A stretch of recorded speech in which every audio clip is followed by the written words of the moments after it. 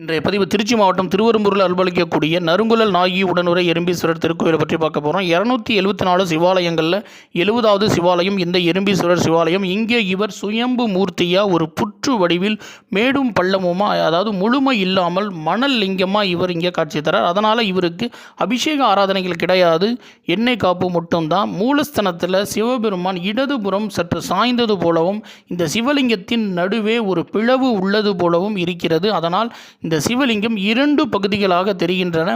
அதாவது வலது பாகம் சிவ அம்சமாகவும் இடது பாகமும் பார்வதி அம்சமாகவும், அதனால் இந்த லிங்கத்துக்கு சிவசக்தி லிங்கம் அப்படிங்கிற ஒரு திருநாமம் இருப்பதாக சொல்லப்படுது. அது மட்டும் இல்லாமல் தினமும் நடக்கக்கூடிய பூஜை வேலைகளில் சிவபெருமானே எறும்பின் வடிவில் இங்கே மூலஸ்தனத்துக்கு அங்கே நைவேத்தியமாக வைக்கக்கூடிய பிரசாதங்களை சாப்பிடுவதாகவும், அந்த நேரங்கள் நம்ம வழிபாடு செய்யும் பொழுது அதீத பலன்களை அடைய முடியும் அப்படின்னு இங்கே உள்ள அர்ச்சகர்கள் சொல்கிறாங்க.